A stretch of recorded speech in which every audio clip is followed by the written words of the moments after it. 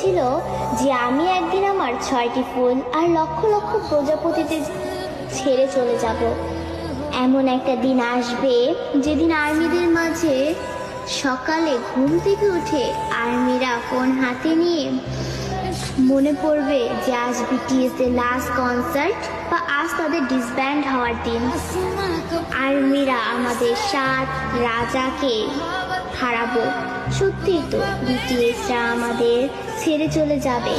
এমন একটা দিন আসবে যেদিন আমাদের ওর উপরে প্রেরণামূলক কথা বলার জন্য বা আত্মবিশ্বাসী গড়ে তোলার জন্য আরেম থাকবে না, নিজের প্রশংসা নিজে করানোর জন্য জিন থাকবে না, আমাদের স্যাড কিং সুকা থাকবে না, একটা মুচকি হাসি দিয়ে সকলকে হাসানোর জন্য যেই হোক থাকবে না, ক্যামেরার সামনে আর্মিদের সাথে ফ্লাইট করার জন্য জিমিন থাকবে না। হয়তো এমন একটা দিন আসবে যেদিন আর্মিদের পাগলামো করে হাসানোর জন্য তেইয়াং থাকবে না। হয়তো সেদিন এমনও হতে পারে বানি ইসমাইল দিয়ে র্যাপ মনস্টার বলার জন্য জাঙ্কুক থাকবে না। সেদিন হয়তো বা বিটিএস নামক ওই ব্যান্ডটা থাকবে না। হয়তো তাদের আর কোনো গান অ্যালবাম রিলিজ হবে না।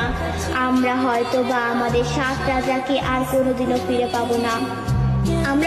আমরা আর্মিরাই চাই না যে আমাদের প্রাণপ্রিয় বিটিএস 2027 সালে ডিসব্যান্ড হয়ে যাক, কিন্তু 2027 সালই হোক বা 2034 সালই হোক, একদিন না একদিন তাদের সব কিছু ছেড়ে চলে যেতে হবে।